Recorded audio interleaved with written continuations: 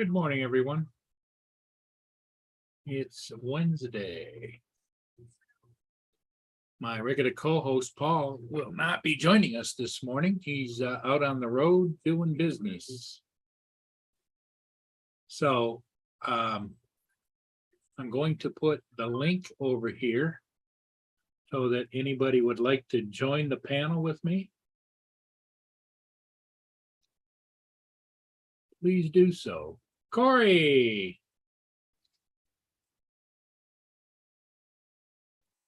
Good morning, Corey. You are first. In the message. Aha, Dominic missed out. No, you didn't. You guys are right up there, top of the list. Yeah, so it's Wednesday here, and we're just going to be kind of hanging out here, seeing who's going to pop in, who's going to be here. We'll see how long that we can last. As you can see, it's kind of a little bit cloudy here. I think it's going to be mostly cloudy day, on and off. My little squirrel buddies are out there already looking for peanuts. I've already fed them twice. Hey, here comes Justin. I knew I could count on Justin.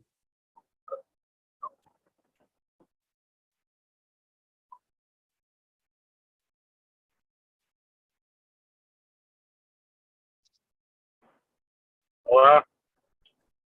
We hear you. Hey, how's it going? Good. How about you? Good. So I went on YouTube last night. I was going to upload that video of me going to Chipotle, right? Yeah. Turns out I got kicked off of YouTube for a week because of a video I made about, 8 months ago that said fuck Biden in the title. So they removed it and kicked me off YouTube for a week. I can't upload or live stream. That's those idiots. Politics have gone everywhere, and YouTube is known to be left of center. Yeah, but that's the thing, though. That video was like 8 months old, and it barely had any views. It had to have been somebody reported it. Oh, yeah, I'm sure.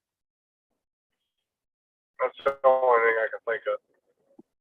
But the strike falls off in 90 days anyway. So Curtis just put in the chat, breaking news. I'm still alive, but sick.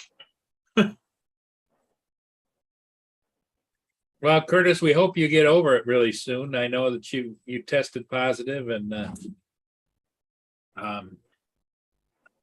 I think you're probably on the mend, but it's probably going to take a while. Doesn't go away instantly, I'm sure. Phantom Hodges, good morning, everyone. We'll be there shortly in a bit. All right. So, Justin, how far you got to drive today? I'm still in St. Cloud, so just waiting for this stupid phone to load up. I'm about 46 minutes out. Oh, wow.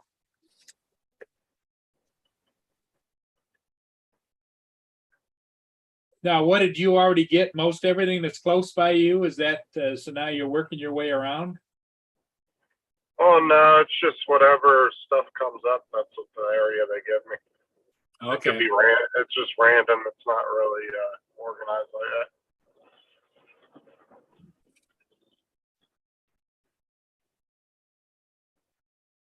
I got approved for my 3 days off, too.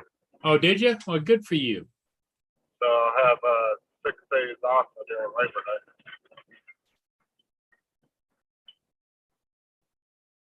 I get off Tuesday or Wednesday. I'll start it, and then I don't go back till the following Tuesday. Oh, good. The squirrelies are tapping at the window. Be right back. All right.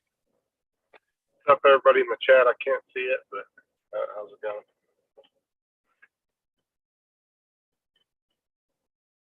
That's all right anyway. I had some gaming videos to work on this weekend anyway with Tim, so I ain't worried about YouTube. Only for a week anyway. Plus, they said it would drop off in 90 days anyway, the strikes. Apparently, they didn't like me talking about their boy Biden. Got a little mad about that, I guess. Somebody got their feelings hurt. Jesus Christ.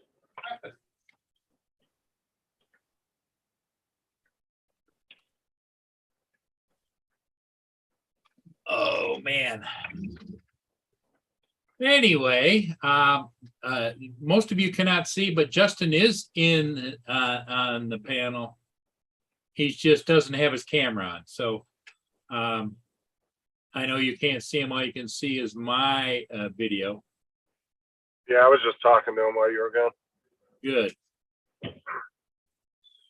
Now, Curtis, we hope you'll help you get better soon. Corey, thanks for being here. And Dominic checked in already this morning.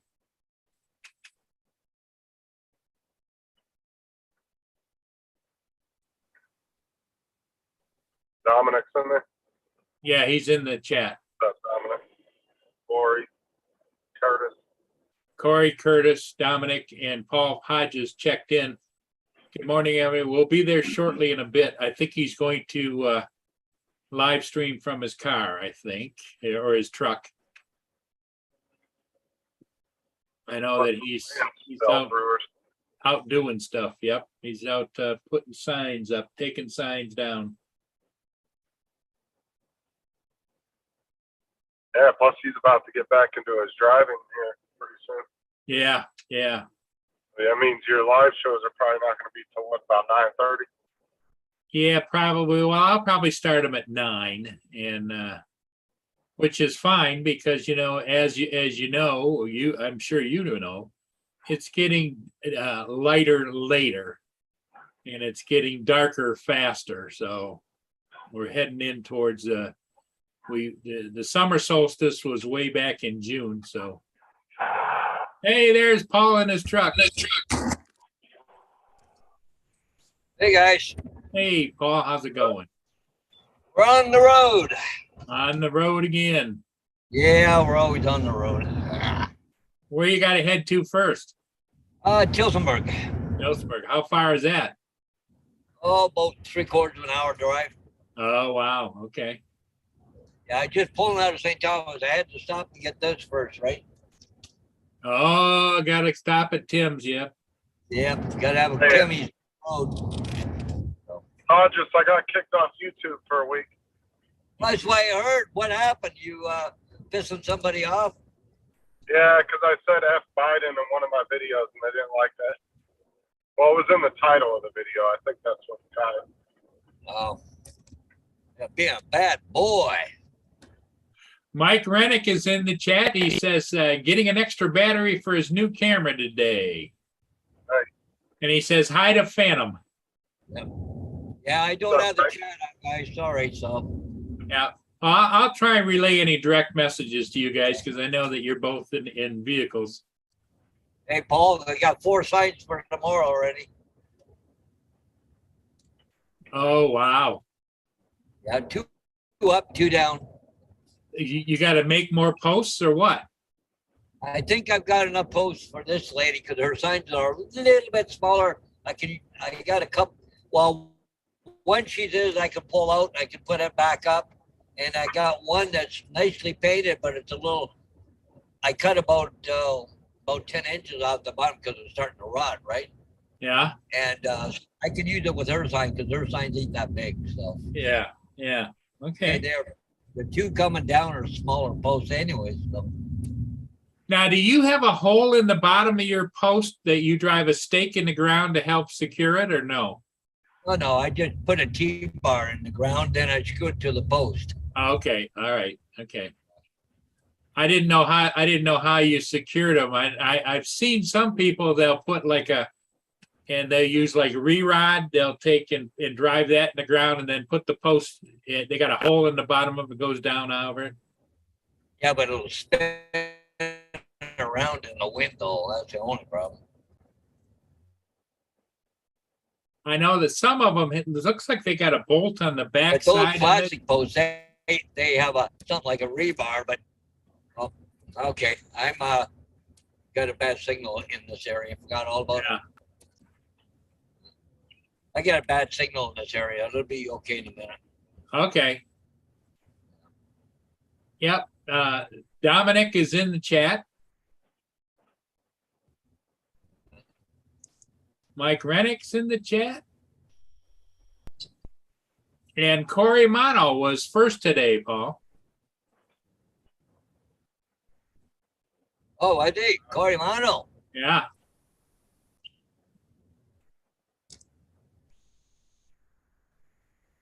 Yep. So how's the weather there? It's just a little cloudy here. Oh, sun.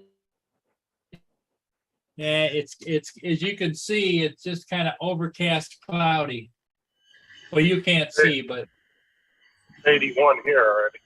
oh, is it? Yeah, it's only 66 here. Supposed to be in Hey, the low there's 90s. Welsh Rob. Good What's up, morning, Rob? everybody. Hey, good morning, Rob, or good afternoon in your case. Yeah, I see the Wookiee still up to his shenanigans. yeah. I need to get something different. I do. Hey, good morning, Rob. Hey, good morning, Mr. Hodges and Justin. Sorry, I didn't speak. No, you're good. Oh, sorry. I seen you were here, Paul. Sort of thing. So Well, I'm glad you stopped in. You know. yeah, I'm working as well at the same time. So I'm sort of here.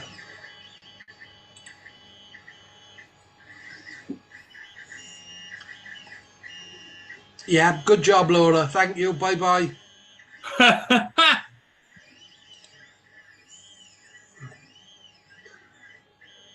Good morning, Dom.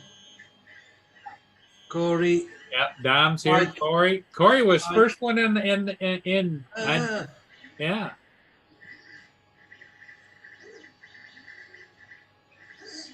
Little Lama Laura says hi to you and I, Paul. And she kind of abused her favorite Welsh Rob. yeah. Sorry, leaving now, Ginger I Magazine. watched Jack. Yeah, What, I watched what? the Jack. Yeah. Your volume's a little low, Paul. Yeah, I said I watched Jack Box last night for a little while. Oh, did you? Okay. So, Rob, I know your printing is still going crazy, but are you? How's your video business going? We've exploded. We really have. I'm turning away work. Really? Yeah, we done that job on the weekend, and Uh-huh. I'd also agreed, which I forgot about, to do another job, cover another. Oh God, what do you call it? Some kind of an event? Yeah, yes, sorry, yeah, an event as well on the same weekend. Oh. Yeah, and I was like, oh crap. So anyway, I had arguments with the one event, so I left and I went to cover this event, which I said I would cover. So I've done that, and it's just brought me so much work. So it's incredible. You're going to have to start a production company. Yeah, we are. I'm looking for offices. Yeah, have a production company and put different people in charge of the different types of events and Yeah, salespeople and all kinds of stuff. So they're not ringing your phone; they're ringing their phone. You know. yeah, and we got a contract as well with a private ambulance company, Oh yeah. which like when you put an event on, you got to hire in a private ambulance company. Standby, yeah. Yeah, and to deal with, the things before you call in, you know, uh, things. So, yeah, we're signing up with them this week. So we'll be Uh, covering every event they do. Um, they also do a lot of search and rescue. So we'll be speaking about that now this week. Um, yeah, things are really, really, really busy. well, you are meticulous enough and you follow through where a lot of people don't. And that Uh, makes a difference. But Rob, is this seasonal work or no? sorry? Is it seasonal work, like only certain times of year that you're going to be busy, or what? No, I'm going to be busy all year round. Okay. Well, pretty much. I got the film crew working on other stuff. They're obviously traveling, Yeah. and now I've got like, oh my god, it got to be 30 jobs all lined up Oh. for like as soon as possible, and they're like two Events, jobs each. special events, I imagine, are going crazy. No, no, no, no. These are private, Oh, private. private companies who've seen some of the stuff I done, just on the event which just I covered, and they obviously want drone photography and videography done of their company and things. Well, good for you. So that's that, and then it looks like we've been awarded 5 of the railway contracts. So Wow. I won't know for definite though. Now, From just railway in general, or is track it inspection. inspections? Okay. Yeah, track inspections. So it sounds to me like you're going to be getting an M30 pretty soon, huh? Wow. A couple of them. Yeah. Yeah. I got 5 contracts means 5 different crews. So Well, the thing of it is, in that particular case for doing inspections, and especially if you're under contract, that M30 is pretty fantastic because it zooms in like 200 times zoom. It works at nighttime, all kinds of things. Somebody's got an Inspire 2 here with the X5 camera and 3 lenses, 30 batteries for 11,000. Yeah. less than what? Yeah, that's everything. Yeah, you're less than what, Paul? I missed out much. 11,000.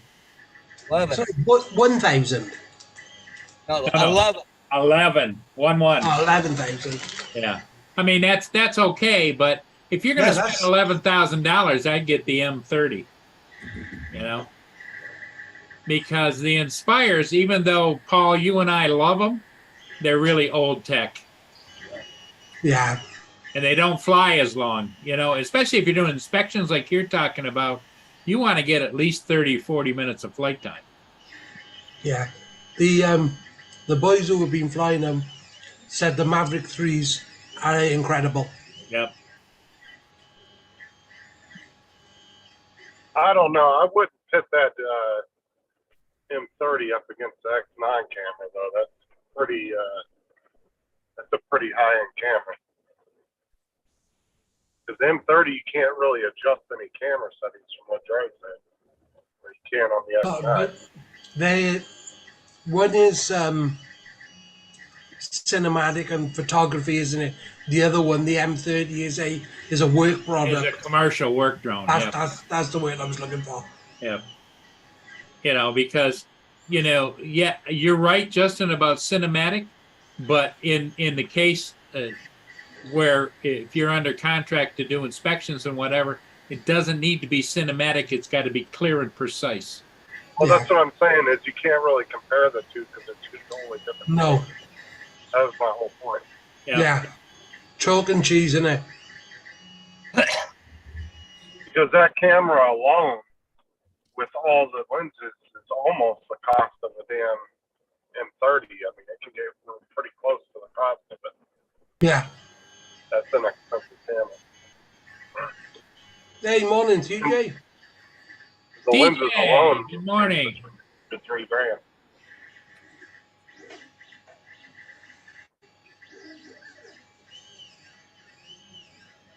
Yeah, you can really spend some money in the high-end drones, that's for sure. I'm sure Rob knows that. Hmm. But the problem you have is that when you're doing inspections and your crew's on the move, you got to have it, like the bigger drones were nice. I used to have a big hexacopter, but you have to set it up. You've got to unfold the arms and then connect them. Then you have to take the camera and connect it. Then you have to put the batteries in and connect them. It isn't like a shoot and go, where the new technology is going towards shoot and go, where you take it out of the bag, unfold the arms, and you're in the air. But On production A lot of- stuff, but that doesn't make any difference. Because time is money, right, Rob? yeah, but a lot of people and companies, they don't seem to understand that you can get just as good, if not sometimes a bit better, footage out of Maverick 3, A2S, Evo 2 than Yeah. you can out of an Inspire. Yeah. They just see a big drone and automatically think that that's what they want on Yeah. their job site, you know? Yep. Well, I would imagine, in some tight spaces, you'd be better off with a Mini 3 that you have than you would with a great big drone, Exactly. It's like the tools of the trade. You have to have multiple tools for specialty usage, But if you pull one of them out, companies sort of look and, well, you're filming with that. Well, it's like Dre said too. It's not that these little drones aren't capable of doing some of that work. It's just companies look at them and they're like, "Oh, that's a little dinky drone. That thing ain't gonna do anything." Yeah. And they underestimate them. Yeah. Yeah, and at that point in time, you have to carefully point out to them that they're still not carrying bag phones either. That the technology not only has changed in cellular services and telephones, but also in electronics. But I've sort of think that what I come up against a little bit was companies don't really take you seriously unless you have got some big drones on show. Do you know what I mean? If you had like, Oh yeah, because I know that there was times when I used to fly, and just to get the respect of flying, I'd take the Inspire 1, put it in landing mode, set it out on the lawn, and then go ahead and fly the Mavic. yes, Because it's like, okay, I've got it all. I've got this covered, yeah, it's silly, really. Oh yeah, it's like smoke and mirrors, But it is what it is until the population understands, and the more that technology changes and they start getting these little nano drones figured out. It's like when I fly, at nighttime, when I do some of the night shots I do, I'm flying that little Autel Nano Plus, and it's about the size of my hand, and everybody just kind of like, gee, that'll do that? Wow, that'll go there? How far can you fly? Yeah. How many feet can you fly, It's like, I've had plenty of people do that with me with the Mini too. yeah. They see the footage from it and they're like, "Holy crap!" They didn't think it's from that size to take photos of it. Right. Yeah, exactly.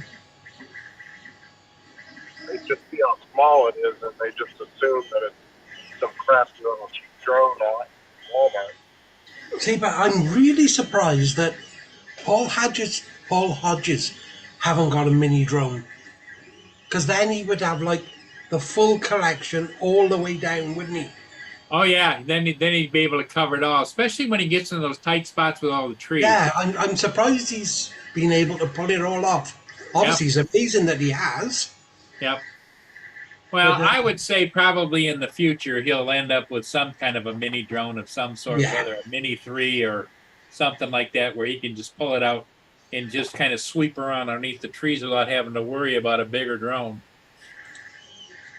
And it's not like Paul needs a high-end one anyway, because his realtors really aren't that picky as far as.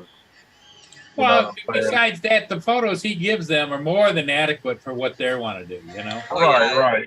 They're not selling $1 million mansions.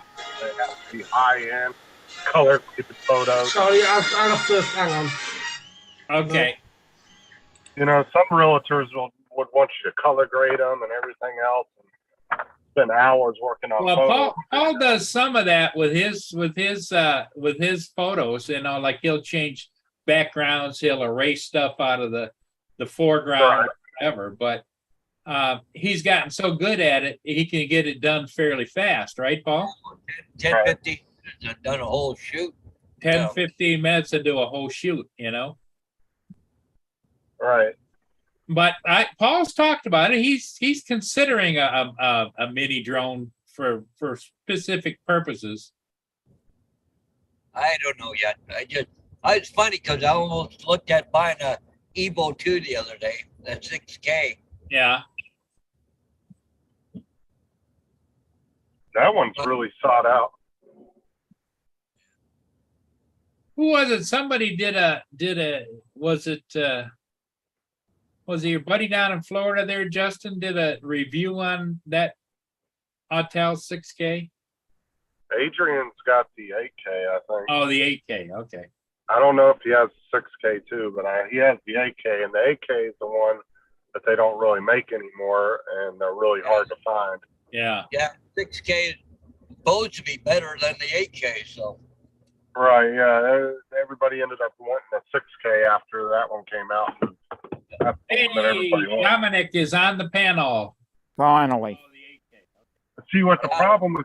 The only thing that worries me about buying Autel is Autel doesn't seem to support their drones as long as DJI, and there's not a crap ton of aftermarket, batteries and all that.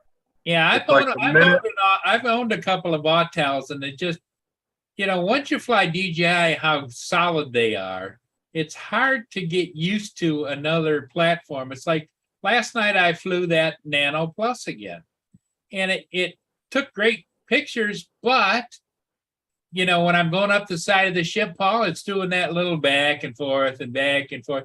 And when I come around the front, of course, the asshole, whoever was on the bridge, I come around the front of it, he takes and puts the spotlight right on the damn thing and just whites everything out. And, what I'm talking about is, the thing with Autel though is after so long, the minute Autel stops supporting their drones, then they stop selling the batteries and everything else. Nobody's making them. See, a lot of the DJI drones, you can find a lot of aftermarket batteries for them. Right. And there's a lot of secondary manufacturers that are still putting them out that you wouldn't, unless you knew, you wouldn't be able to tell the difference from the original DJI battery. Right, exactly. Like you can still get Inspire 1 batteries as old as that drone is. Right. But then there's, some Autel drones that you can't get batteries for anymore. It's impossible. Right. They just don't make them anymore. Nobody makes them. Like I said, they seem to not support their drones for more than a couple years. And then it's just like, whoop, that's it. We're going to just stop making everything for them. And since they're not as popular as DJI, there's not a lot of third-party people making aftermarket stuff for them. The other drone you don't hear much about anymore, I don't know about down there in Australia, Dominic, but is that what's that one that's the intelligent drone where it flies itself, and that one, yeah. they made a big to-do about it, and until somebody started crashing them into the lake and You mean Skydio? Skydio, yep. Yeah, it took them ages for them to sell it down here. But Well, I don't hear anything about it anymore. No. That's because their last release was bullshit. It was just a couple of stupid upgrades. Yeah. Same drone. They didn't even changing it. The only thing they changed on it was the range and I think maybe Well, the it's- speed. It was like one or two things, and that was it. Yeah. But it was basically the Well, same it's drone. probably doing better than Exo drones. Exo, yeah. What's that? What was that other drone that all carbon fiber? You couldn't fold it up. But I know Steve Heron, he had it for a while, and one prop came off, but they made it better since then. Oh, But Ken Heron, the one where he brought it Ken. in. Ken, Yeah, not Ken Steve. Heron. Yeah. He brought it. He went to take off, and a prop flew off it, and then he came. It crashed, and then he went. He was at a football field, and he got out to the far end of the football field, and he lost connection. It shoot itself. Yeah. Yeah, he seems to crash more drones than anything. I think it'd be I don't fun know to if he crash just- them.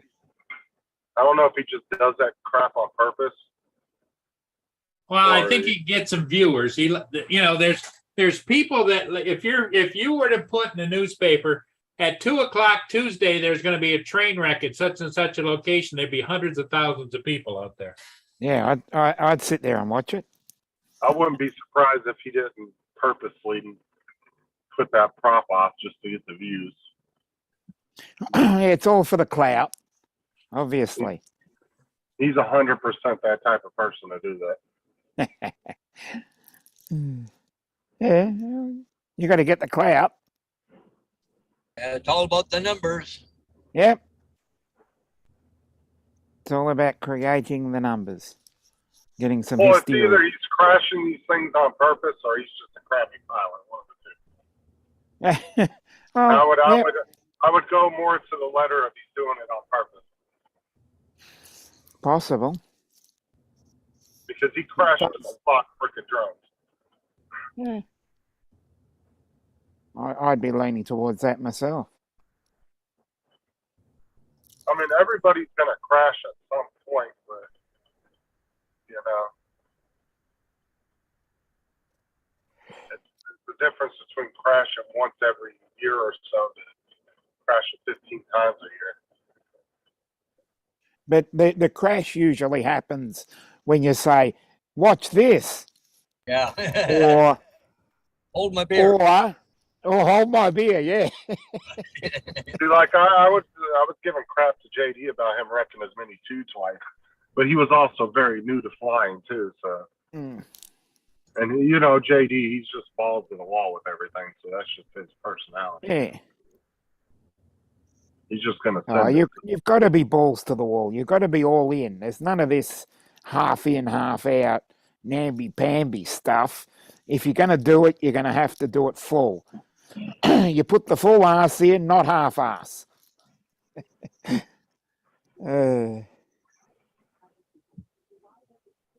Always use the full ass. It looks like I'm gonna have to wait till next week to post that video for JD. Yeah. Stupid YouTube. It's all right. I had stuff to work on this weekend anyway, so I'm not worried about it. I'll just have to miss my live stream this weekend. Mm.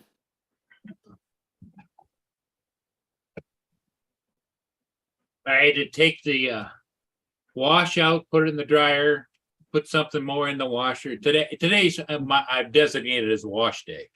Yeah, wash day Wednesday. Yep. Yeah. That's the way.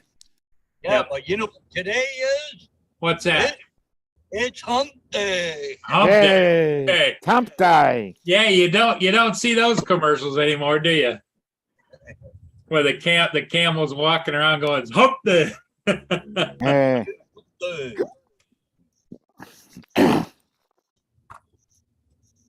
Yeah, it's Yeah.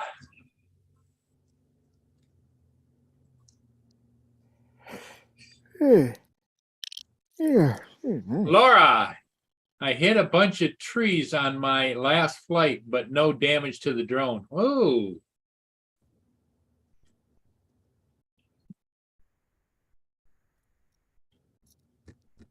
What's TJ up to? Is he hanging out or just kind of kicking back, or is he enjoying hump day? He Yep. put in there capital letters, hump day. Yay. Mr. Giggles. Okay. That'd be a good commercial, wouldn't it? Mr. Giggles doing hump day. Yep.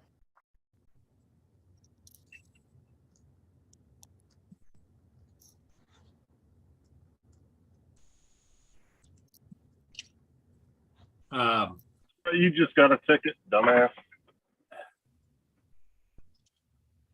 What's going How on? these people running these camera. They run these camera light stoplights. Oh, they run through them. Yeah, and then you see the Idiots. flash from the camera. Yeah, I always think that's funny. How much is that ticket there, Justin? Do you know? I think they're like $80. Wow. No. But you know, some of them will just complain about it and they'll pay it, but they won't stop doing it.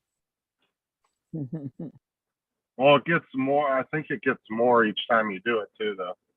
Hmm. I think the second one's 120 or something like that. I don't think it's just a straight rate, but I could be wrong. I don't know. Honestly, don't know. But there's a lot of red light cameras in St. Cloud and in Haines City, and you got to be careful. And it's clearly these big signs about a quarter mile before you get to the light say photo enforced stoplights. Like it warns you a bunch of times before you get to the stoplight, and these people will still run through it on a red, even though they have plenty of time to stop. And you can't outrun those cameras. There's the frame rate is so high on those things. They've tested them with cars that could go 180 miles an hour, and have tested them and ran by them, and they still caught the license plate like it was nothing. It doesn't matter how fast you're going; they'll still catch you.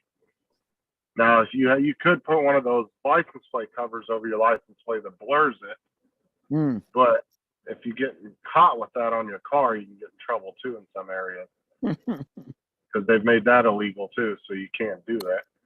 Because it's the same way when you run a toll booth, it takes a picture of your license plate, and then you have to pay double whatever the toll is when they send you the notice in the mail. So if you run $1.50 toll, they'll charge you $3 for running it.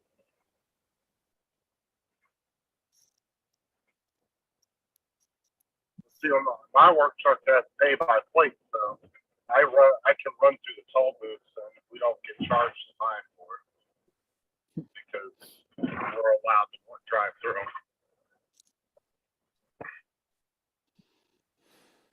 Oh, well, you know, the government's always going to figure out a way to get you. Yep. Well, that's what I'm saying. They put these things in place. People come up with a way to block it, and then they make that illegal, so you can't do that. Hmm. Just like radar, right? You can buy radar jammers. Or if a cop tries to radar your car, it will mess up his radar. But yet, if you get caught with one of those, you'll get in trouble, and it will clearly tell the cop that you have one when he goes to radar you and his gun won't work. It will actually tell the cop that you have one in your car. Laura, on Laura's channel last night, Laura's saying that TJ was called Uncle Brazilian last night. Just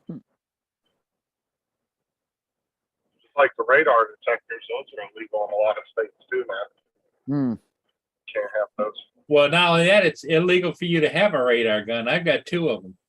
Actually, I have 3 of them. Well, I mean, I'm talking about the radar detector ones that warn you that you're Yeah, coming up yeah. to a cop with a radar gun. Yeah, They'll I've got one of those around someplace too. I don't use it, but I also have the actual radar speed guns. I've got one that's a radar speed gun. I got one that's a LiDAR speed gun. And then I have another one that's fixed mounted to the dash radar. Remember the big antennas on the side of the cars or on the dash, the big round black. I've got one of those too. What did it come? What did the dash one come with your car or something when you bought it? I don't know where I got them. I bought a couple of them on eBay. What'd you buy radar? I've gotta go. Just being a smart ass, you know. I used to carry it in the car because it plugs into the cigarette lighter. And I see somebody speeding, I just shoot it. Boy, it set off their radar detectors. You'd see them slow right down. Hey, Paul, I gotta go. So, Okay, all right, Paul. We'll see you later. yep, we'll see you later, guys. Talk to Okay, you. Yep. thanks, buddy. Bye.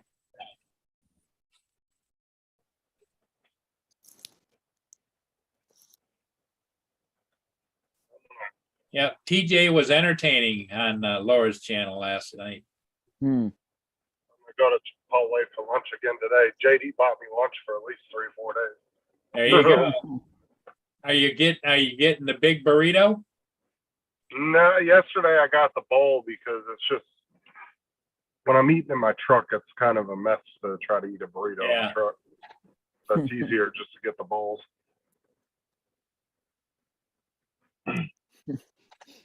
I usually don't sit down in the restaurants and eat just in case I have to go. Mm-hmm. It's easier just to have my food in the truck with me. Mm-hmm. So Dominic, how did your day go so far today? I know you're heading into sunset. 20 to 11. Yeah, I was gonna Uh, say. it wasn't too bad, actually. Just the late in the afternoon, it just really closed in and started raining. I did get out for probably about 10 minutes and just had a quick fly and took a video that I'm going to process and work through. And Yeah, then just see what happens with that, because I put up a short for something that I did in the morning, and then I went around, checked a few things out, and then had as I said, late fly just before sunset. ah, But it was way too windy to go more than probably 2 or 3 meters up. It was just pretty harrowing because it was pretty windy. So yeah, and then it just started raining, and it's been raining for probably the last couple of hours. wow. What are you flying, Dominic? Mini 2 Mini at the 2. moment. Yeah, I'd love to go a little bit further, but can't afford it yet. Right. Other than that, it's serving my purpose, all right. Yeah, Oh, 'cause yeah. whatever. Drones are expensive over there. Yeah.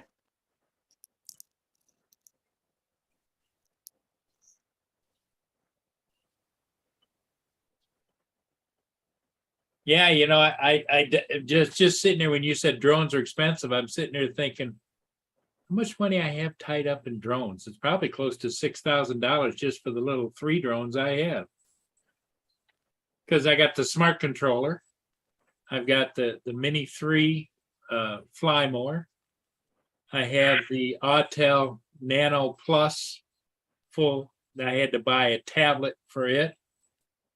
And then extra batteries for it. It's like, wow. Well, they're like how the drones are more expensive in Canada. They're even worse. Oh yeah, yeah. They're even worse over there. Yeah, to give you an idea, the DJI Mini 3 Pro with the RC, Yeah. $12.99.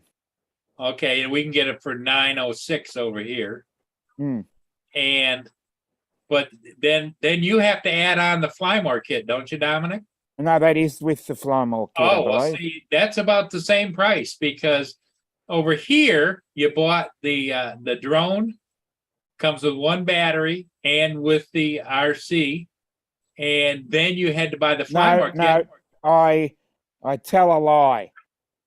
The Flymore kit is another $350. Yep, it's was almost 200 here, $189, $198 or So something. it's $12.99 plus $359. Yeah. Sorry, I read it incorrectly. Yeah, so But usually that's with the whatever you guys. now that's with the RC. Yeah. That's what I have. Usually whatever we pay, they're close to 1600. double. Yeah. Yeah, so it's about 1600. because like Tim and Sean were looking up, I forget what chip they were looking up for Tim's computer the other day. I think it was the video card, and it was $1,100 here, but $1,900 in Australia. Okay. So it's almost your guys' stuff is almost double the amount, but your hourly pay over there is like twice Mm. what we get. So it kind of works out even.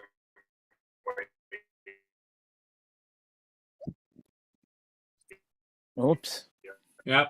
It Really Justin breaks got your audio is clipping. Because Mm. Hey, I'm back. Oh, Rob is back. Okay. $7 less over here, but it's Oh, back in a minute. Dog wants to go out. Okay. Yeah, $1,659, and that gives you everything. Curtis Yeah, says he so- was just watching the Aussie news, and he says, "Man, are they fired up about China and Taiwan?" Yeah. It depends on which news service you watch. Just don't go watching the ABC. Justin, you are really doing the robotic thing. Yeah, he's gone all Dalek on everybody. I Yeah. told Tim I tried to tell Tim the Australians don't like China. Mm. We got about half of that, but we can understand it. It says you said Tim said that they don't like China, right? Oh, you're gone.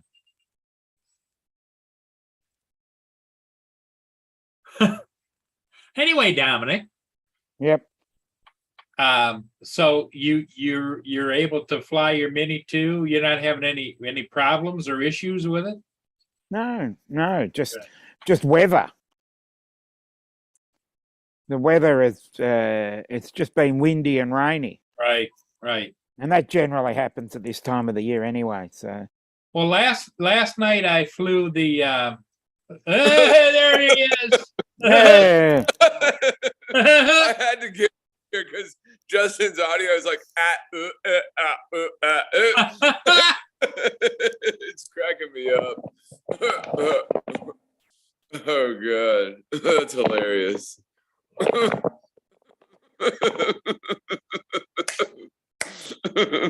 That's funny.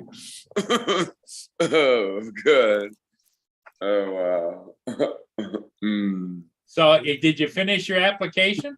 No, I think I'm almost finished. Like they're asking me like which statement do you agree with more? Like it's asking it's easier for me or I work well with others. Like sometimes it's hard for me to like get like some like I get Yeah. aggravated or I get Yeah, I get that's the frustrated. ticket. That's the ticket. Like with the small things I get frustrated or whatever like and it's either like agree or slightly agree so it's just trying to figure like just reading and just trying to figure out which one is more like me. Well, there is Well, the no biggest- there is no other TJ. No, there is no other TJ. No. Although there is actually, it's I don't know if you TJ Grady. Have you know that? Yep. Yeah, TJ Grady. Anubis Arts. I think Yeah. it's also Anubis Arts. Yeah. Yeah. You know, it's funny. I've actually had met other TJs. Like I think when I was in school, there was when I was in marching band, there was another TJ that was in marching band with me, and then when I was living in Brunswick, I met this other TJ too, but his initials stood for something else. So I guess there's Okay, well now the question everybody wants to know, TJ, what instrument did you play in marching band? the trumpet. Oh, there you go. Yeah. I don't know. Sometimes I think about picking it back up, but I don't know. I wish I wouldn't have sold it. I wish I would have just held on to it just in case if I wanted to start playing again. Yeah, I don't know whatever happened to my trumpet. When I was in grade school, I took band class, and, Yeah. and we had a trumpet here that used to be my brother's, and then I don't know whatever happened to it because then I switched when I got there to baritone. Oh yeah. So Man, sometimes it was hard marching and playing at the same time. It's like, wow. let's see what. Hey, TJ. Hey, what's up, Rob? How are you? Yeah, I'm okay. Oh, that's good.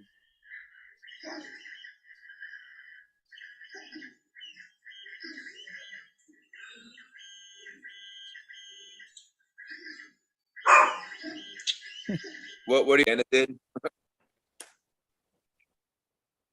Let's Sorry, see. mate. I said, what are you 3D printing now? Are you making a 3D ukulele like Dennis? All bits and pieces. Are you done making? Are you finished making the the battery things or whatever? No. I've been in hospital and I've had a lot of surgery.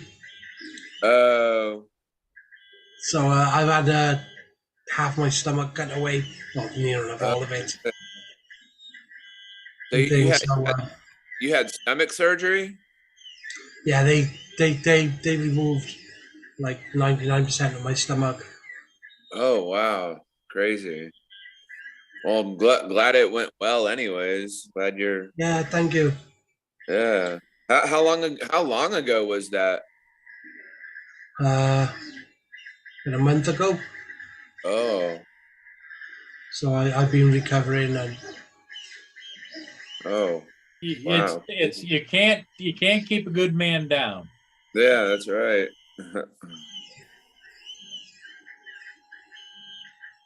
Yeah, Curtis, I took a quick look at that video. He posted a link of a chick that went for a ride in one of those aerobatic planes, doing the flips and the loops and the this and the that. It was funny. The Mini 2 was a great aircraft. I sold mine. I owned two of them at one time, and I sold them both different times. You know, I look back. I went to my the drone zone where you register your aircraft, and it has your inventory. And I've got 3 pages of inventory where I used to own them. I used to register them. And so there was all kinds, and they list what they are, and all kinds of Inspired 2s and Autels and DJIs, a Mavic 2, a Mavic 2 Zoom, the Enterprise, you know. And I'm down to 3 now. I wish we all just had like just endless amounts of money that we could just on drones or whatever. Yeah, I wish we could all be like Mr. Beast. Yeah. Well, the thing of it is that as you get older, like I think about all of the money that I pissed away throughout my lifetime. Yeah, I know that feeling.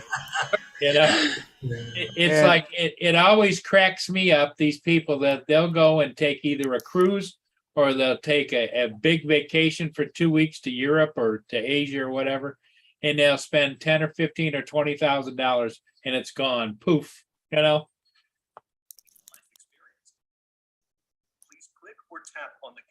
Yeah, but you spent that much on just buying and reselling drones, Barry. Yeah, but when I sell them, I get some of it back. You know, when you come back from vacation, you still got to do your laundry. Yeah. Yeah, but it's like you got to look at it as it's one life. You got one life to live, right?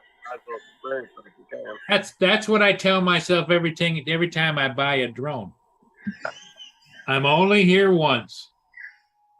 Yeah, Just That's plan the it. way you Uh, should look in life, though. Otherwise, you'll never do anything. Well, the interesting thing is, I don't know if you get it down there in Florida, but, or maybe even in Australia. But here in the US, every once in a while, you'll see a little news blurb where some guy was older, lived by himself, died, just lived a meager little lifestyle, and he left $10 million to somebody, you know? Yeah. Yeah, it's like, why the hell didn't you spend your last 20 years fucking blowing that? Fuck Yep. that. Yeah. Like, why hold on to it until you're so decrepit you can't do anything? Yep. Yeah. Yeah. You just go out and spend it all on cocaine and hookers. Exactly. That's how it should be. Yeah. Either that or That's what buy yourself a burrito factory, right, Justin? Yeah. Like I said, if I was if I would have won that big lottery that was a couple weeks ago, I wouldn't want a business. I wouldn't want to work for anybody. I wouldn't want to work for myself. I just would want to be free to do what I want every day. Well, the sad part of it is you've got the wife there. She'll rein you in a little bit, because when you get to be instantly rich through a big lottery winning, I think statistically 85% of them are bankrupt within 7 years. Mm. Because they go crazy. They think that it's just never ending. They buy whatever they want, do whatever they want, go wherever they want. Well, And listen, $700 million, you could spend 10 grand a day, and you'd probably. That would I just would be on say the after- interest. That's what I'm saying is after 60 years, you'd probably still have about 200 million left over. You'd have all of it. Surely the interest would be that much. Oh, you would make a couple million off interest every year. Hmm. Because You think could live about off it. the interest. But see Oh. what they do is they go out and they buy great big expensive sports cars and smash them up, or they do this or they do that, or they buy $10 million yachts, or with just the maintenance on the yacht, you got to have a crew, and then you're paying all that money out.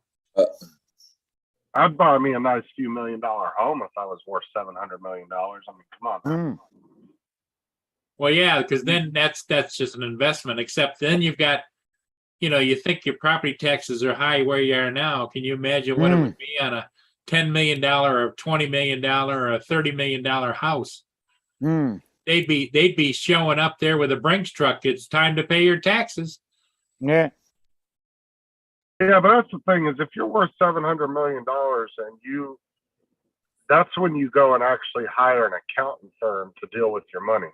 And Well, they know how to get by certain shit so you don't have to pay a bunch of money in tax. That's why the IRS is They also know quadrupling. how to rip you off. Yeah, the IRS is quadrupling the number of agents they have to go after the middle class. Yeah. So they can rip people off. Well, the other interesting thing is, Justin, how many billionaires are there in the United States? 1,200, roughly around there. Nope, 700. It was But- on the news. Are they proper billionaires or are they billionaires on paper? Billionaires, including all levels. On Well- paper or Well, I know if I could go out and be a billionaire, couldn't I? well, Just mortgage everything. you're on the list over there in the UK, Rob. Whether you know it. No. You know what I mean. I know. Like somebody like Mark Cuban, he's physically got that money. Mm. A lot of these billionaires, they couldn't write a £50 million check.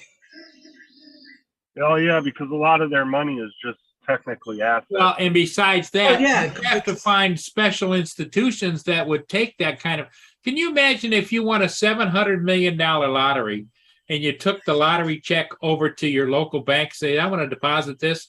The alarms would go off. What the hell? What? How? What? Well, that's what I'm saying. You go to a big accounting firm that deals with millionaires and billionaires like that, and you have them do your accounts for you. Because Well, you wouldn't and a have lot of all that people- in one account. And a You'd lot have of people get ripped off because they says, "Well, I'll just go deposit it offshore." No. Well, what I'm saying is you would have multiple accounts, but you would want some kind of an accounting firm to deal You'd with. have to have, because just to keep track of all your accounts. But Right. it's like Trump. He's classed as a, was he was supposed to be worth 3 or 4 billion. Yep. But if he was in trouble today and had to write a check, he's only got 30, 40 million. He Yep. can actually, in his bank account today, even though Yeah, he's a but- billionaire. Yeah, but when you're a billionaire, you don't have to write checks like that because they'll put. No, what I mean You- is he's really not a billionaire. The banks own the buildings, he's got mortgages on everything. You know, but they add all that together and class it as a billionaire. Well, he doesn't even run his company anymore. His sons do now. Yeah, no, I was just giving an example. That was the first name I Right. thought of. Right, and that's because you know what I'm saying. Like when you're a billionaire, even like you said, you would only be able to write a 40, $50 million check, but you don't really have to because companies will give you shit on loan because of your assets. You know what I'm saying? So Yeah. that's how a lot of them get things. Like Well, You know, Curtis Elon- also has a point. If you were to take the cash out on a big, like a $700 million lottery, you would only cash out 200 million plus, including the taxes that would instantly be taken out of your 33% of whatever your winnings are. 33%. Out of that 1 point, what was the lottery? It was 1.2 billion. After they took the taxes, the person walked away with 700 and some million. Well, over here we don't get taxed on lottery, No, in but Canada they don't either. I pay tax of 40% because I earn over 50,000 a year. Yep. I gotta pay 40% tax. What was Well, that's how you guys get your free health care is from that high ass tax. Yeah, no, What pays for it. we gotta pay a thing as well called national insurance. And Right. that's considered a tax because you don't have a choice. How much do you That's pay like- in that every year, Rob? You think We won't on go into average? that. Like But how much? see- How much do you think you pay a year in that particular tax? The medical, Yeah. Well, it's 7% of everything you it's earn. a percentage. It isn't a flat rate. Okay. So, Where well, you that's- and I have medical insurance, we pay a flat monthly rate or an annual rate. Well, that's if- what I'm if you're asking. What's your If average? you're earning like? under 50,000, if you earn under 50,000 a year, you're paying 27% tax and national insurance. If you're earning over 50,000 a year, you're paying 47%. 40% tax, 7% tax and national insurance.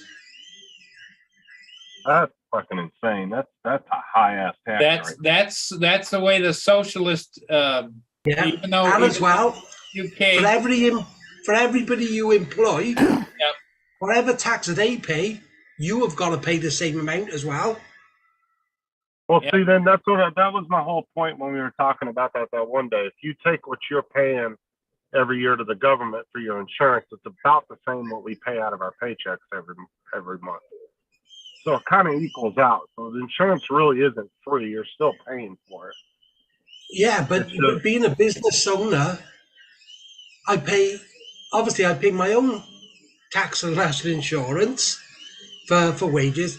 Then I got to pay the same for every employee who we have. Then at the end of the year, then I got to pay profit tax. I get tax on the profits that I make. And then if I want to take some of them profits for myself, I got to pay 40% tax on top of that. Oh, fuck all that. That's insane. That's an insane amount of tax. Yep, Night Train, Mike says the top billionaire in the world is Jeff Bezos, he founder of Amazon, and he's worth $177 billion. I thought it was Well, him Elon and- Musk. No, they keep going back and forth. One month Elon will have more money than him. They keep going up and down, back and forth. Elon's net worth was close to 200 a while back, but then he invested a bunch of money into Yeah. the space program, and then he was going to spend that 40 billion on Twitter, and so that was going to take his net worth down to like 100 and something. But like I said, they've been going back and forth though. There's been times where Jeff Bezos had more than him, and then Elon had more than him. I got shares in Tesla. Every few months it can change. It just depends. Because Jeff Bezos lost half of his money to his wife when they got divorced. Yeah. He lost a lot of money. His wife got like 40 or 50 billion dollars when he got divorced. Yeah. Boy, that's an expensive tale, isn't it? Yeah. Well, I mean, if you're already worth 100 and something billion, I mean, is it really? It's nothing, is it? No, I mean, you're still going to have your vacation home in Napa Valley, right? Like, No, I wouldn't pick Napa Valley. I wouldn't consider going to California for anything. But I'm just saying, yeah, you're not going to lose your yacht and your vacation homes just because you had to give half of your billion to your wife. But fine. there's another thing. Jeff Bezos, he's worth what? Like you said, 177 billion. yeah. I wonder how much he's actually got in his bank account. He's only worth that amount if he sells his shares in Amazon. If he sells Amazon, yeah. What does that even mean? What's that, TJ? What does that mean when a person is I already did it on Monday. worth money? Like, what does that even mean? Like, how is a person worth a certain amount of money? Like, Well, you've got cash value, you've got property value, and you have investment value. So if you own a whole bunch of stock, it may look good on your balance sheet, All right. but you can't just say, okay, well, I've got, let's say $100 million, but I've invested over 70 or 80 million dollars. So really, I've got access to 20 million. oh, Yeah, the liquidity.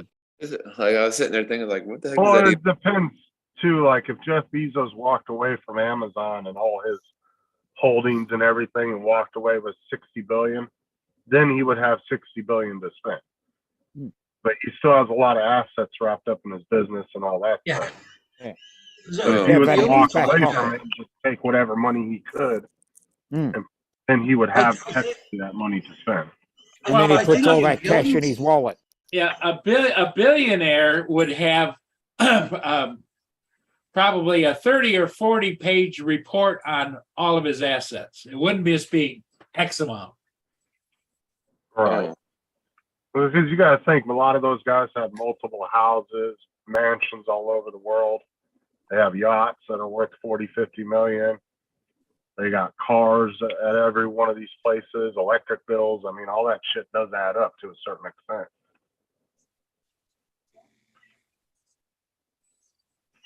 But it's not their total. It's not even close to the total of what they're worth. But like I said, when you're a billionaire too, you know, you get shit like the black credit cards that have no limit on them and shit like that. Yeah. Like, yeah. You don't have to worry about getting approved for anything. Like that's just an automatic. Your credit rating is going to be the highest it can be just because you're worth that much. I guarantee you, if that person that won that $700 million, if they have like a 300 credit score, like the shittiest credit score, I guarantee you their credit score is going to automatically just go the hell up just because they have that money and they have that money to back them. They could walk into a car dealership with that credit rating and they know that they're worth that much money, they're going to give them the car regardless. It does. Your credit rating kind of just doesn't really matter at that point.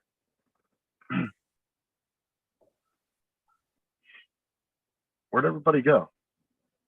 Oh, we're still here. I I'm think still I'll to I let didn't know if I was cutting out because nobody was saying anything. It was like super quiet. No, I was just listening to you. I didn't want to interrupt. What was Curtis talking on about where he was watching Aussie news and they were getting fired up about China and Taiwan, like with the whole like virus thing, the coronavirus, No, or what it's the heck? China threatening to go and attack Taiwan. Because Taiwan was technically part of China back years ago, like 50, 60 years ago, something like that. And Mhm. some of the people from China defected to Taiwan and made it their own country. And now that China has grown to the level that they're at now, they want to take it back. Mm. But the problem is they own 41 or 51% of the world's chip manufacturing, which makes them a strategic importance to most of the world. And they don't want China to take it and have that control. But Taiwan companies are also moving a lot of their chip manufacturing plants to other countries. We got one coming here to Florida, and I think they're building one or two of them in Arizona. Because my whole theory behind that is that what they're trying to do is move all their shit out of Taiwan. That way, if China attacks, there's nothing there for China to take. Oh, Except for gotcha. the island itself. The island's about 100 miles off the coast. I think it's roughly around 100 miles off the coast of China. Well, and the other problem we have over here, TJ, is China is buying up the United States left and right. Oh yeah, that's probably why everything's going up in price and everything. They bought, I don't know how many hundreds of thousands of acres of U.S. property and everything else, and it's owned by China. In fact, Yeah, but that doesn't really matter to a certain extent. If states feel like that they're threatened by that, they're just going to go in there and seize all their assets, and then what are they going to do? That's what they did during the coronavirus when some of these states sued Chinese government over the coronavirus. The Chinese government never sent a representative to represent them in the courts. And so a couple states, what they did was after they automatically won the lawsuit because nobody showed up, and they just seized all the Chinese assets. And they became state-owned at that point. The state ended up taking them. I'm not really concerned about that because if it comes to push to shove, I mean, what is China really going to do? I mean, you really can't enforce your own rules in another country just because you own property there. And like I said, some of these real right-wing states, if they feel like that's a threat to their, their stability or to their freedoms, there's no stopping a state from going in and just seizing their stuff. good morning, Stan. How you doing? Making up some kind of reason why they can seize it. Yeah, like I said, that's probably why everything's going up in price. Because the other night we went to Sonic and I got one of those churro shakes, and she got something and ended up being like $14. Like $14 just for two like shakes? That's crazy. Not that it's going up because of that. It's going up because nobody wants to work. Everybody got comfortable sitting at home during all that, what they want to call a pandemic. All the pandemic. Well, like I said, when less than 1% of the world's population dies, it's not really considered a pandemic. If it was even close to what the Spanish flu was, we would have lost a third of our population in the United States. That's a pandemic when you're losing, 60 million people out of 300 million people or 70 million people. We weren't even close to that. It was only a few 100,000 more than what the flu takes out every year.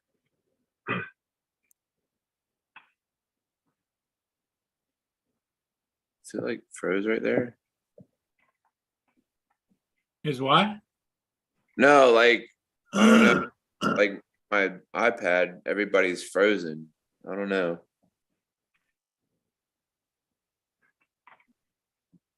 Just Well, took it in is another it's a job. little bit chilly here, TJ. Instead of, It's 68 degrees here.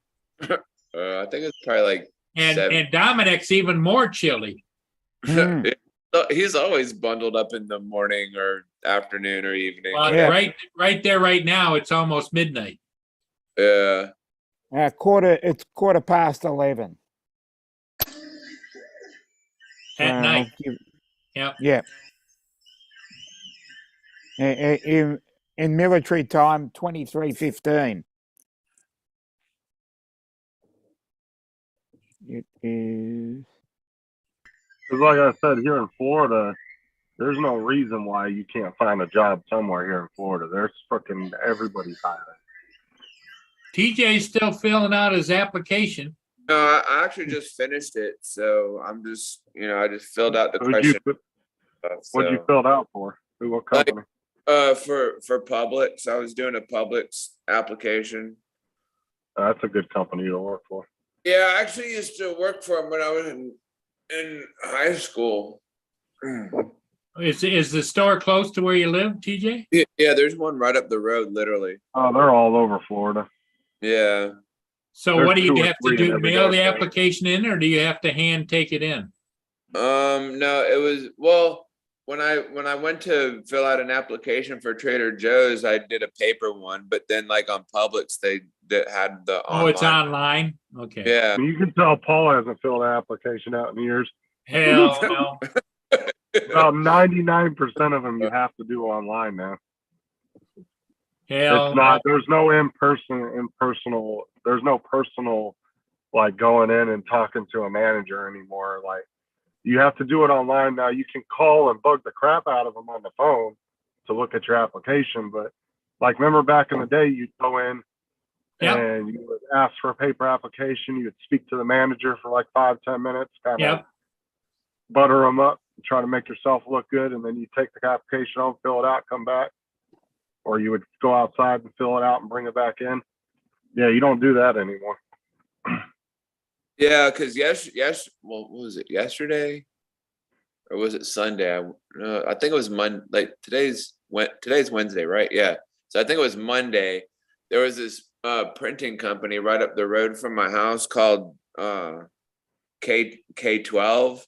And I went in there and got some stickers made. And I think it was like 50 of them for $100 or whatever. And I asked if they were hiring, and I told the guy my story. Told him, like I emailed him my resume and told him my story, like about my accident and all that stuff. And I asked if they were hiring. He's like, not right now, but maybe later. And I told him, like I said, my physical abilities and stuff like that. And he's like, probably for someone like you, probably wouldn't hire somebody like you, or he said something along those lines or whatever. But the guy told me he would definitely keep me in mind. So I guess that was good, I guess. Honestly, TJ, I wouldn't go in and tell anybody anything about that. Just for the simple fact is, even though companies aren't technically supposed to discriminate, if you put that in a manager's mind, they'll just come up with some other reason why they Reason not to hire you. Yeah. Yeah. I wouldn't even bring that up because once you're into a company, because like when I was, going through that rough patch at Walgreens, like when I went in there one day to HR, and there was this lady that I spoke to there. Her name was Andrea or whatever. And I told her, my physical ability, like all the physical shit that was going on. And she goes, well, if we would have known that, we wouldn't have hired you. And I thought to myself, well, what the heck am I still doing here? And then I told another lady that her name is Latanya. And I told her that she said that to me. And she was like, well, I don't know why she said that. If you could do if you're able to do the job or whatever. And she, kept mentioning me about going, locating to a store. And I've asked a couple of stores if they were hiring, but no, one said no. And then the one right up the road from me said that they're not hiring, but somebody was getting ready to leave. So I don't know. the best thing you could do, TJ, from my experience being a manager in retail, is when you fill out those applications for Publix and shit, call and bug the living hell out of them Otherwise, your application is just going to get thrown in a pile of 1,000. Yeah. You got to call them at least once every 3 or 4 days and just say, "Hey, it's TJ Yeah, again." but that's neighbor was saying, like, go fill out an application or fill out one online, wait a Oh, sorry. like wait a week and then call them and say, hey, you know, I filled out the application, was wondering what the scoop was on it. Don't even wait a week. It takes roughly 24 to 72 hours on most retailers for your application to be uploaded in the system. So you Yeah. should call within 2 to 3 days after you fill it out, to be honest. That's just my opinion. Because like I said, Yeah, I I've think dealt with a lot of applications. I think I'm gonna call Trader Joe's today or Target and ask them about the application. Or just walk in there and say, hey. But Would like that, I just said, would his application be still in that store, or would it be at a human resource center? no, what it Well, I does is think it goes into a database, and then the database will sort it out, and it will send the applications electronically to whatever stores he filled that out for. Because on Public's website, it should have asked you what locations you wanted to fill it out, location out for, right? Like store locations. Did it let you Yeah, pick a list of them? Yeah, I think so when I first started doing it. Yeah, and then most applications too, every Okay. 90 days you have to go in and update it. Otherwise, it will knock it out of the system. You have to just go in and just refresh it. Yeah, because one of my buddies was, while I'm out looking for something, he was like, man, you should do DoorDash, Instacart, and Grubhub just, while you're waiting or whatever. And so I did that, and they said they had enough DoorDashers and Carters and Grubhubbers. They said that they would email me when something came up or whatever. So Dude, you're on a list of like 1,000 people. Because I was doing the same thing. I was doing Uber, and I was signing up for Uber Eats and Grubhub a few years ago. And they regular Uber drivers, they allow as many as they want to sign up in an area. They don't have a limit. But when it comes to the food side of the businesses, they only allow so many people in each area, so they're not overworking over top of each other. That way it gives enough, Right. money for everybody to make some money. You know what I'm saying? So, but you'll be on a list. Dude, I was on the list for Uber Eats for a year and a half and never got a call back from them. Oh, And I wow. checked it every couple of weeks. I was checking it for over a year. And even called them and asked. They said, "Oh, you're still on the list." I could imagine there was probably a couple thousand people on the list. Yeah, because I guess it's pretty popular here. Everybody's doing it. So, well, it's good money too because it's expensive as shit. If you've ever ordered Uber Eats or Grubhub, sometimes you'll pay double what you would have just paid to go to the store and get it yourself. You might order $20 in food, but after all the fees and shit, it costs you $40-$45 to have it delivered. I mean, you make a pretty good, decent amount of money doing that shit, right? Yeah, and that's why not so many people quit that neither. There's been a lot of people that have been doing Grubhub and Uber Eats for the last 3-4 years because they make good money doing it because, like I said, they limit the amount of people in each area. And like I said, with the markups and everything, with the fees and all that to deliver it to you, I mean, some people are just that lazy. They just don't want to go to McDonald's and buy $20 in food, so they'd rather pay $45 to have it delivered. Yeah. I mean, and then some of the, a lot of the drivers end up getting tips from people too, just like a pizza delivery guy, right? Yeah. They'll come up and give you your food, and somebody will hand you $10 or $5. Plus, you're getting, a piece of that $20 fee for delivering it too. Grubhub is giving you a portion of that as your pay. Yeah. I mean, I don't know. I'm just, like, I have that Get Upside app downloaded on my phone. Every time I get gas or if I go to like any of those places on the list to eat or whatever, like I'll get a receipt and scan it, and then it and then you save like a certain amount of money. Like so far I'm up to like $31 or whatever. But I got to figure out how you get that money or whatever, like how to redeem it or whatever. Yeah, I'm not sure about that. Just look up a YouTube video. I'm sure there's one that will tell you how to do it. Yeah. But yeah, I would definitely give them a call a couple days after that application uploads, and then I would keep calling them every 2-3 days apart, and just say, politely ask to speak to the manager on the phone. When the manager comes on the phone, just say, "Hey, it's TJ again. Just asking to see if there's any update on any job openings or my application." Yeah. Because that's the only way you're going to stick out with a retail company, dude, because they get so many applications. Yeah, I mean, I heard when we went to Trader Joe's, we walked in, and I was like, man, I think this would be a pretty cool place to work. And so, like, I think it's like 14 an hour, and then when you shop there, you get 40% discount off groceries. Yeah, that's not bad. Yeah. Here's a clip from Night Train that he put in the chat. Oh, I just watched it like Oh, doing his 3D printing. It's a time lapse. Yep. Oh. Yeah, Sean, Sean's sending me my box here pretty soon. He built me one for my printer. What's he 3D printing us? I think we'll see at the end here. I'm moving it forward a little bit. With the finished. Yeah, Mike, you got the camera for mine too, so you can do the hyperlapse shot. I guess Dominic just kind of left. No, he doesn't show. Oh.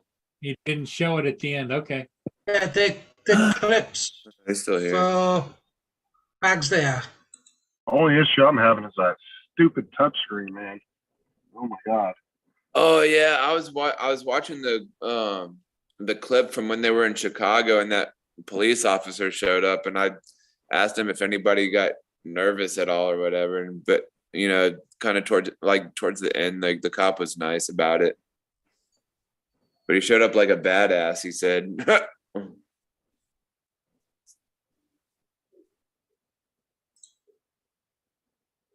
Well, I mean, if you want to throw a meetup in any populated area, you're going to have to deal with that at some point.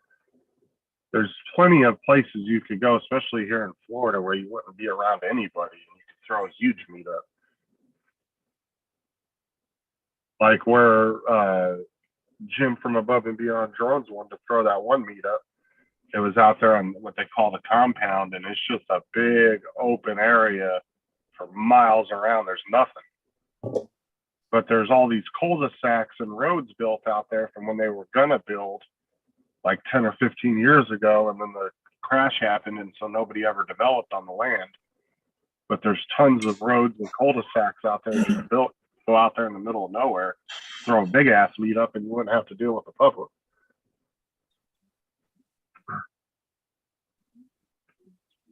But everybody always wants to throw these meetups in the middle of these big populated cities, and then that may be something you have to No-fly end up zone, dealing yeah. with. Well, I mean, it's not even that. It's just because you should do your research on that before you throw a meetup anyway. But the thing is like you may have to deal with the local law enforcement harassing you, or even just the general public coming up and giving you shit about you being there. When there's plenty of places you could go that there is nobody.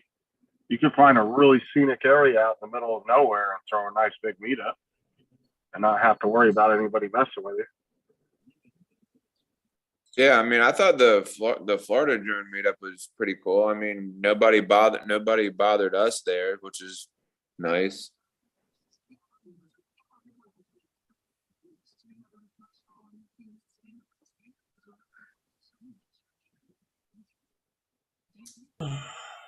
But see, this is the thing too. Like, if say a couple of people came up to, this is where a drone meetup could get shut down by the local law enforcement. Not necessarily because of where you're flying, or even because of your drones, but if they consider your party to be a nuisance to the public or a public disturbance, then they probably could ask you to leave. And not even, reference the drones themselves being the issue.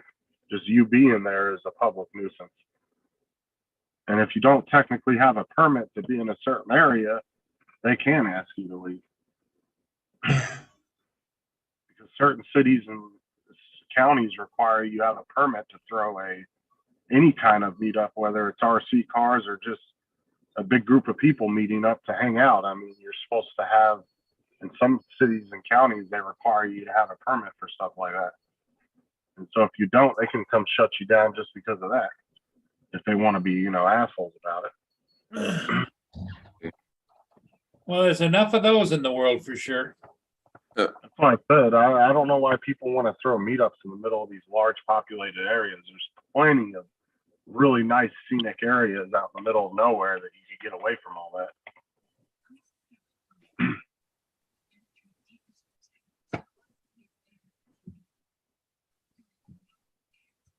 Like out there where Ron lives, there's plenty of places out there you could throw a nice meetup.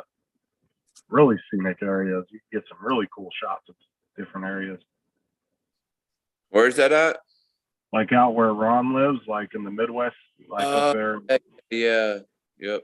I mean, you can find places like that where you can go out in the middle of nowhere and have really scenic areas and set up a whole meetup and not have to worry about, like I said, the general public bothering you or anything like that. Right. Yeah.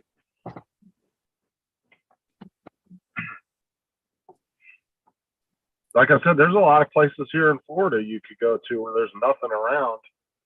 But there's like really nice lakes and all that. Yeah, like the Everglades and all that. I don't know. I think the Everglades are considered a national park. Part of it is.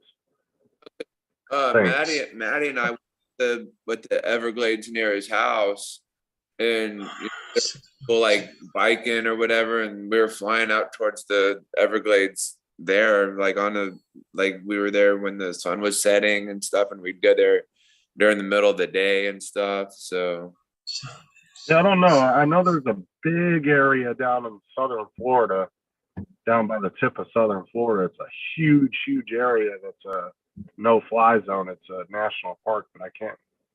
Maybe that wasn't the Everglades. I'm trying to remember what it is. But it's down by the tip of Florida. There's this huge area that's all redded out that you can't go into. Yeah, it's down by the national tip of Florida. No, like national park, like forbid drone flying and stuff, because they don't want you to be like freaking out the animals or whatever. Yeah, I think if they're going to regulate the national parks like that, they should at least allow you to buy a permit to fly there if you want. Yeah. I have my recreational license, but 107. I want to get my part 107, but I just have a really hard time like retaining information and trying to figure out what I'm reading. What do you need it for, though? I don't know, just for. Well, no, I mean, just like. I mean, well, I don't know. Like, I guess if like I get approached by somebody, like, hey, I got my part 107. That ain't gonna make no difference. Depends on where you're flying, Justin.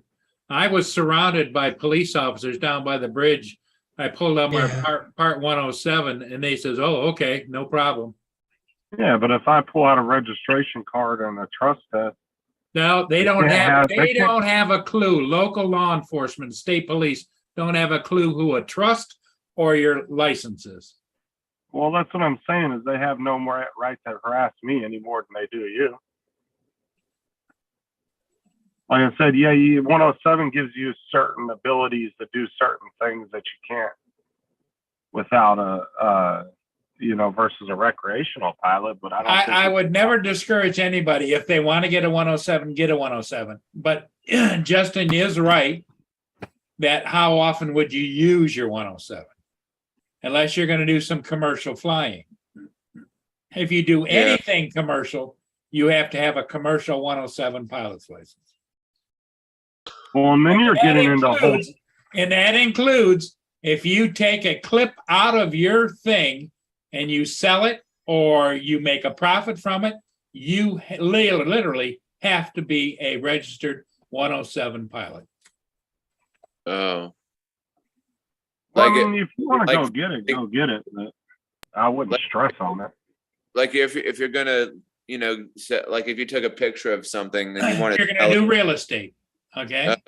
If you're going to do gutter inspections, if you're going to do tower inspections, if you're going to do land surveys, that's all considered commercial use of a drone. But then, gotcha. TJ, you're also talking about getting into really expensive drones at that point too. Yeah. The terminology is furtherance of a business. Yep, exactly. That is the terminology. Right, but what I'm saying is, if you plan on doing commercial work, you're talking about at least a Phantom 4 or Pro 2 or higher. Well, You're it, not gonna de- get it, much de- level. it depends, Justin. I think you could get away with doing gutter inspections and roof inspections with a lesser drone. But if you're Oh, going to be me out too. doing real estate, or if You you're going could to be do- doing With the with do it- surveys or construction or then that kind of stuff, yes. Well, the thing is, though, is like it was like Dre said, when you go to, and Dre's not the only one that told me this. Even Al said this, and so has Jim. When you go to these applications and these different websites that they use to find the jobs, the ones that list the jobs, it gives you a listing of only certain drones you can use. Now, you probably could do gutter and roof inspections for just some everyday roofer Yep. company, locally. But, if you're going to do like high end, like big companies, they're going to give you a list of what drones you're allowed to use and what. Well, definitely, because if you're going to do a serious commercial roof inspection for a big company, they're going to want thermal imaging and all kinds of things. Yeah. Right. But you can always get a freaking little dinky contract with some local roofer. Or, Yeah, if Yeah, a that's roofer, right. if That's a right. roofer Totally wants to see a roof and they're willing to pay you 50, 75 or $100 so that he doesn't have to climb up on the damn roof or whatever, you can fly just about anything that's controllable and that gives you a halfway decent video and, Right. and make the money. Gutter inspections, a Mini 2 would do it. Yeah, exactly. oh yeah. yeah. Did you got the Zoom as well? Rack up a few of Mini those. Have You're an Air- right. Yep. Air US. Yeah, but I mean, the Mini 2 is smaller, so you can always get in Yep, places. yep. Mini, Yeah. or Yeah. if you happen to have a Mini 3, they're even quieter and smaller. They're not going to upset the Exactly. neighbors or whatever. Well, gutter inspections, unless there's a bunch of obstructions around the house, you don't even need to be but 10, 15 feet above Yep, the roof. exactly. You don't Exactly. even really need the zoom. And all you need is some stability. You need a copter that's stable, which most of the DJIs are. When you put them in the Yeah. air and you let the sticks rest, it's going to stay there. So you'll be able to do a gutter inspection or a small roof inspection. But All I'm saying, TJ, is if you want to go get it, by all means, go get it. But I wouldn't stress on it because I really don't think it's going to help you dealing with law. Yeah. There's no. Anybody can get their 107 whenever they want to. There's no. Back in a minute. There's no. okay, Rob. Well, what I don't know There's no today, Rob, Justin, I don't know today if you still have to, you got to take a 107 pilot initially, you have to take a physical exam someplace, I think. They can't do it online. But you can get your renewals online. Right. You still have to go to the You have to go to an FAA testing center. Now, there's lots of them in Florida, but there isn't too many around the country because a lot of them closed up. Well, a lot of Midwest states are really small, so they don't have a big presence of FAA Exactly. in that area anyway. Yeah.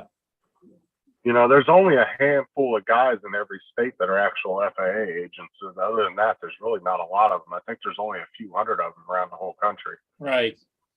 They're very small agencies. And a lot of the, not a lot, used to be a good percentage of flight schools. Like if you had an airport where they had a flight school, they would have a testing center there. But the testing center for me is about 60 miles away and they closed up. The next one, when I did a search to find a testing center that would test 107, but it was before, and this is before I realized that I could take my reoccurrence on my 107 online. The closest one I could find was Florida. I'm not driving to Florida to take a reoccurrence test. And then I found out I could take it online, and then it was just bim, bam, boom, you know? Well, so TJ, do you have the hard cards too for your trust and registration? Yeah, I just Or have my just- recreational. Yeah, my Yeah, trust but recreational license. Is it a hard card or just a paper? Well, it was a paper, but then I went to go have it laminated at Office Depot or whatever. Because you can go on Amazon and actually buy your registration and And a your little- trust card. A little Has a bigger, hard bigger card. than a credit card, right? Well, it's about the size of a credit card, and it's an actual hard copy that's professionally printed and made. And it says FAA on it. Yeah. Yeah, they put the logos, everything on there. Yeah. But see, that's what I'm saying is if you're going to be out flying, make sure you have that stuff on you because that looks professional. Well, to yeah, begin with. see, you've got it laminated. That'd work. Yeah. And then it has like, all the information and everything on the back. Yeah. See, you should do that with your registration card too, and have that with you. Like I said, I have the hard cards, and then they're in plastic sleeves with the little clips for your, so that clip onto like your shirt or whatever, the little metal clips. And I always have them on me, wearing them when I'm out Well, flying. And Justin, then I think he could take, since he's got that laminated, he could take and buy some of them little lapel clips with the little plastic loop on it, you know? yeah, that's and what I'm put it- saying. I mean, I have a couple of those from like the last meetup that we were at. Yeah, it makes it just say if you want to look semi-professional when you're out in the field, then definitely wear those and have them on your chest clipped on you. Because I've had plenty of times where people, like when I was talking the other day about how those recreational park guys came up on me, and it was the supervisor. Mm-hmm. He saw my vest and the cards and stuff. He thought I worked for the state. Yeah, exactly like that. He thought I worked for the state of Florida. I was like, no, I'm just recreational. I'm out here just getting some shots in the lake. He was like, oh, that's really cool. Like, I don't know. It looks better if you, I don't want to say dress up like Dre, but usually I go out and I'll have a polo shirt. And there's the little clippy thing. I think you can go to places and you can buy those because they just snap here. Yeah. And you could take and let draw that little holes like I have on the top there on yours, I got just put the little clippy through it. I got lanyards right now. Yeah. Yeah, I got a couple of lanyards like lying around the house. So Yeah, I try to Justin's right though. in my- You got to look the part. Yep. Well, see, I try to go out and look semi-professional when I'm, flying. Like, I don't go out in shorts and flip-flops, you know what I'm saying? I go out and, I have my vest, my reflective vest that has my channel name and stuff on the back, and I have my badges, my stuff hanging on it. And because you come off as more of, you're not out there spying on people. And I've never had anybody come up on me negatively because of that. They always thought I was like some professional pilot, and so they would come up to me and want to just ask questions. But, some people just look at a regular person out flying in shorts and flip-flops. They might be some creeper. You know how those Karens get, they just assume by your look Yeah. that you're doing something or up to something you shouldn't be, when in reality you're really not hurting anybody or bothering anybody. I mean, I had that happen to me. I think I told y'all the story when I was standing on my patio there, and that guy approached me from the outside of my patio, thought I was spying on him, and like he was talking about how he's like, I'm gonna report you to the HOA. Da da da da da. Oh god. See, my neighbors never give me any crap about me flying my drones. They don't ever say nothing. Because a lot of times I you was don't see not. a lot of videos from me, but a lot of times I just throw my drones in the air and I just whip them around the neighborhood. Yeah, I was not spying on this man whatsoever. I was literally over all the condos and everything. I was not hovering near his window at all. Like he was like, "You're spying on me, and I'm gonna report you to the HOA." Oh, they always exaggerate, right? You'll be 400 feet cruising at 40 miles an hour over the top of their house, but then in their mind, and what they tell the cop is that you were 2 feet outside their window looking at their naked wife.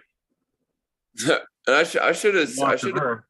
I should have said, man, you're already being spied on. You got a fucking iPhone holding there in your hand, and you might have an Alexa too, if I'm not mistaken. Always dude with not the best looking I'm wife gonna- that claims you're staring at her too. I'm going to call it a night, guys. So Okay, yeah, we're not gonna be on too much longer. We're probably gonna be following you out pretty soon. yeah, no worries. Then I'll see you soon. Okay, buddy, thanks. Get a good night's sleep. Yeah, bye bye. You, Dom. Bye-bye. Bye bye. But you know, most of those videos I've seen on YouTube of it's always some guy with, like I said, it's always some dude with not the best looking wife that's claiming you're trying to spy on her. It's Yeah. like, I don't know. I don't really want to look at that anyway. So. When the wifey's parents were in town, they stayed at a hotel like right up the road from the house, and I was, I had my drone over, like, because it was cool back there. They had a pool and there was a big old like chess set or whatever, and like I was flying over the pool or whatever. This guy comes screaming at me like a crazy person, and he's like, "Hey, what are you doing flying that drone out of that?" I was like, dude, I am not like spying on your wife and kid. And like, I took a picture of the pool, and his kid wasn't in the pool at all. Like, there was nobody in the pool. And he was like, and just like all up in my face. I was like, dude, chill. I am not gonna post this anywhere or whatever. Like, this guy was going crazy on my ass. I was like, if you don't get that drone out of there, I'm gonna call the cops. Blah blah blah blah blah. Like, oh my god, this guy's going crazy. He needs to fucking take a Xanax pill or something. Chill out.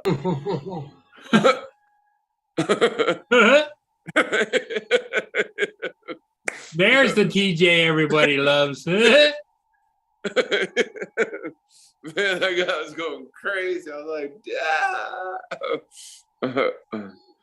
Well, people think that like because you're 400 feet over them that you can like see their phone in their hand, and that's not the case. They look like little ants. You can't even make out any details of them. Yeah. I had somebody with a drone try and buffle their way into that event as well on Friday with a drone.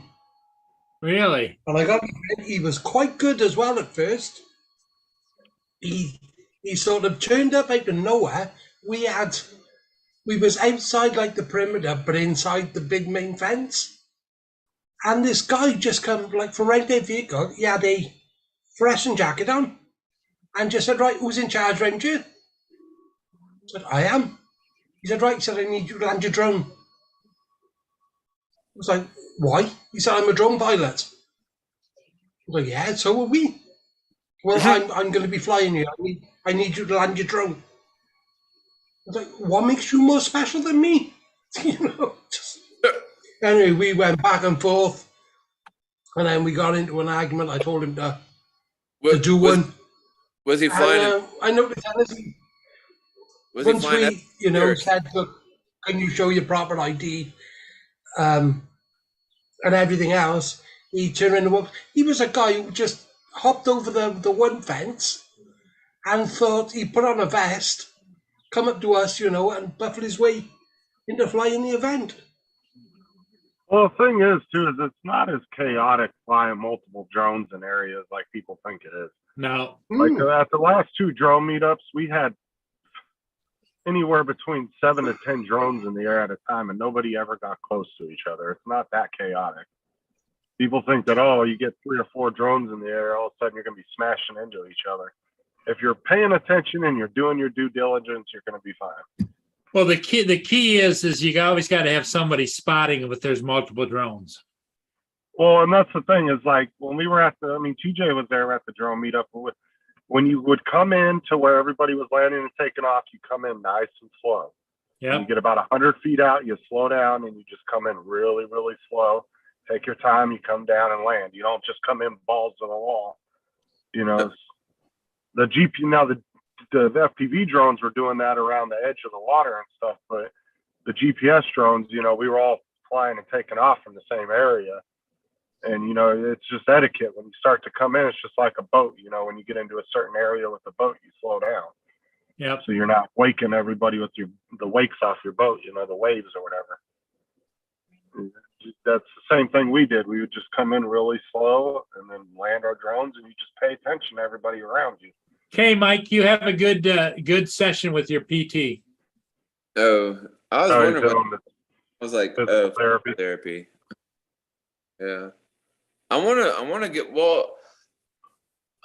an RC boat and drive it around, or have wifey drive it around while I follow it with my drone or whatever. But Daniel gave me one at the drone meetup, and I was trying to get it to work, but I think the batteries were dead, or maybe like there was like one or two good batteries. And I tried to hook it up to see if it would work. I think running it in that salt water made the propeller rust, and I don't think it's gonna work anymore. So I looked on Amazon to. It's not one of them which have got to be touching water to work, is it, TJ? You said what? It's not. Some of the boats, they've got a safety device on them that they've got to be sat in water before they work.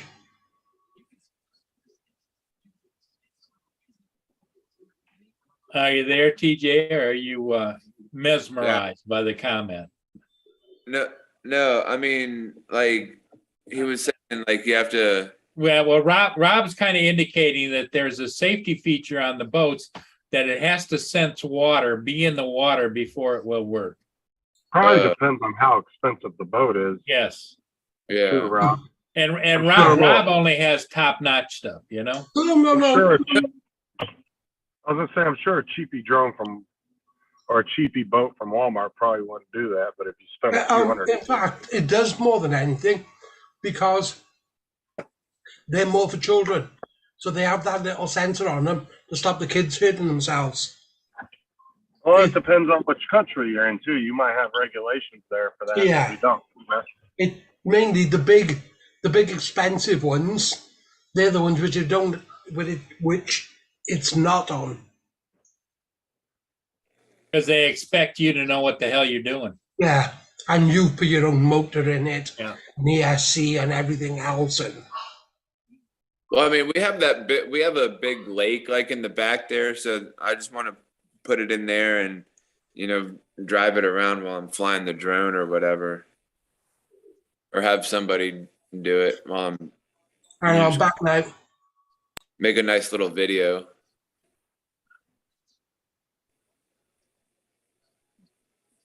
Because I think a couple people are waiting for an RC boat in one of my videos or something. Like, I'm still waiting for an RC video. I'm still waiting for a RC boat video on your channel, man. Yeah. I think I might go search for one today. You know, just keep your eyes open for anybody that's hiring. I mean, it could be like working at a U-Haul or something, or working, you know, someplace. Filled out an application, like it was like a small like little application at UPS, you know, like because there's one here. They just asked for, like, I put my name and email and I think a couple other things, and then they said they'd reach out to me if something came up or whatever. Well, do you see any signs hanging in windows anyplace? Help wanted, or? Yeah, I think when we went to Taco Bell, they said last night there was a sign that said hiring or whatever, but I don't know if I want to work at Taco Bell. I mean, I've worked in fast food before. I've worked at Chick-fil-A, so I mean, Chick-fil-A is a good company to work for, but that's more like, people for, high schoolers or Yeah, people. yeah.